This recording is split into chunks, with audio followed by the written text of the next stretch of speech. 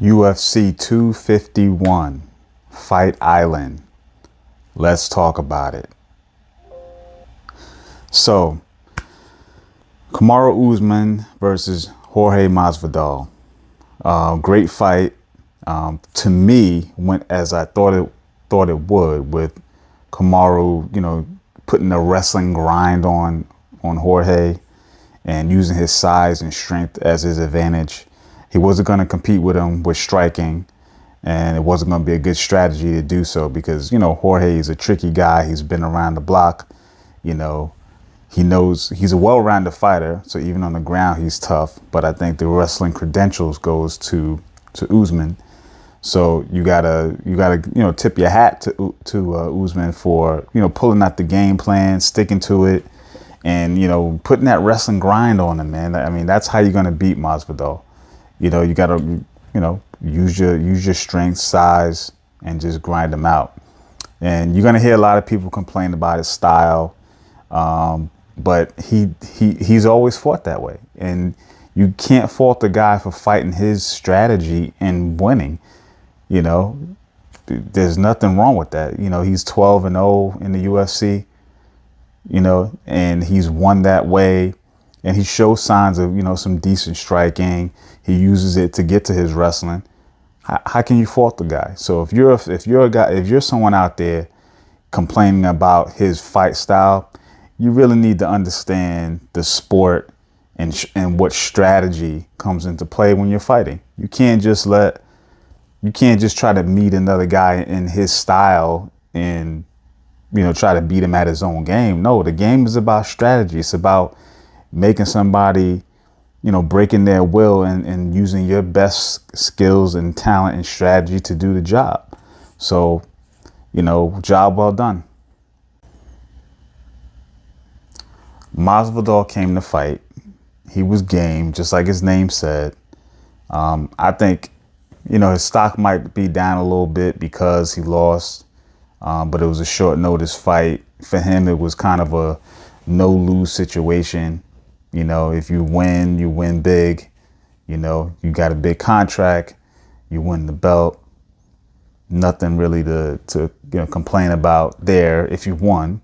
And if you lose, it was a short notice fight. You still got paid, get your bread. Nothing really to complain about. Come back, do it again. I think, he's still a star. He still puts on good performances. He showed that, listen, he went the distance. He wasn't just going to be, outclassed that badly or knocked out. He stayed in there. He showed that he got some good ground defense, can be crafty, has good strikes. He just got beat by a better guy. The night wasn't his. The guy was bigger, stronger, better strategy, well prepared. Ain't nothing else you can say about it. Max Holloway, to me, was robbed in his fight against Volkanovski. He had a great game plan, came in striking, came in aggressive. And I think he stole the first, 3 rounds solid. Volkanovski came back, a little stronger in the later rounds. But to say that he won the fight, I can't give it to him. I think there's bad judging. I think that they overvalue takedowns way too much. And I think that he got the takedowns, but he didn't do much with it. And Holloway was able to get back up and get back to striking. So to me, the belt should be in Holloway's hands. So I don't know. This is something bad. We're going to continue to see bad judging. There's nothing we can do about it. It's just the way it's going to work. Maybe, thinking on the other side of the coin, maybe we're spoiled because we hear the stats as the fight's happening, and sometimes that can come into play. But I know for myself, I don't judge fights, scoring fights. I actually judge it based on what I see and use my eyes. Listen, who's doing the most work, who's most effective. That's how you win rounds, right? That's how you should be judged about who was winning what rounds.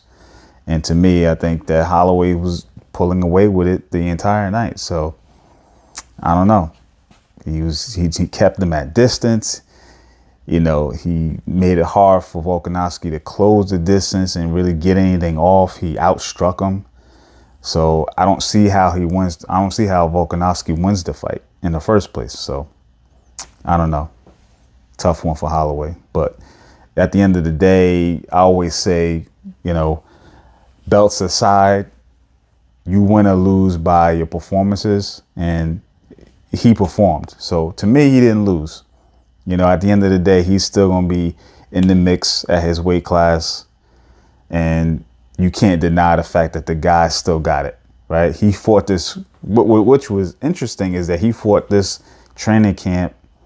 He fought this fight not really having a training camp, not a physical one. He did everything through, you know, Zoom and, you know, doing like a, you know, telework with his trainers, which was very interesting. And he looked great. I mean, he didn't miss a step. He was sharp. You know, I think sometimes changing things up and having that rest period and to refresh how you do things is always a good thing, especially in the fight game. You know, the story was that he had no injuries, no nagging, anything for this fight. So, you know, feeling fresh can make a huge difference. You know, and that brings me to the Josie Aldo fight with Peter Yan. For me, I don't like Josie Aldo fighting at 135. He struggled to make 145, and then most of his latter years in the 145 division, it was rumored he was going to go up to 155 because he couldn't make the weight, right? I don't see how going down to 135 at this point in your career, this many miles, is worth it. You know, I think it takes a big toll mentally to put yourself in a position to make 135 pounds when you could be mentally freer and fresher and more relaxed and maybe more focused on your training and other things other than trying to make a weight class. And I get it. Going up, always a dangerous thing. Fighting bigger guys, you know, all of that, I get it. But if you're a skilled individual and you have a certain skill set, a certain IQ for fighting, I think you can get around fighting guys that are a little bit bigger if you have the right skill set, right? If you know how to make adjustments, if you know how to follow game plans. And I think that Jose Aldo has that ability. You know, he has a very, you know, kickboxing oriented style. And if he can have great takedown defense, then it takes some of the weight factor, size factor out of the equation if a guy can't take you down. And if you have good strikes, you're strong, you're quick, you got good hand speed, you can catch a guy just as much as he can catch you. So maybe that size isn't as much of a factor as we might make it seem. So, and then for me, for my money is when I see guys who are traditionally jiu-jitsu fighters, right? Like Jose Aldo is known for his striking, right? But he is a jiu-jitsu black belt. The problem with that, he's too comfortable on his back when he gets there. He made the mistake of trying to take down, which backfired. And when he's on his back, he's not making an effort to get back up as much as he should. And I think that that gap between striking and jiu-jitsu, the middle ground, is wrestling, right? The wrestler / judo mentality is once you hit the ground, you need to get back up immediately. You don't want anybody to have control over you. The jiu-jitsu mindset is once I get there, oh, I'm okay. I know how to handle myself on my back. And in MMA, that can be a very bad thing when you're talking about striking and someone who's, you know, bigger than you to keep you down or has, you know, a certain skill set like a wrestler can keep you down. So you have to do a lot more to work your way back up. So I don't like that he made that takedown attempt. Big mistake. Could be the turning point of the fight because once he got hit to the ribs, it seemed like something happened. It wasn't ever acknowledged, from what I saw, but something happened there. And maybe that turned the fight around in the favor of Peter Yan, for that instant. So I don't know. Tough fight for him. Hopefully he'll be back. Peter Yan's a beast. He's going to be hard to beat. He's got great striking. And, I want to see more of him. So great fight.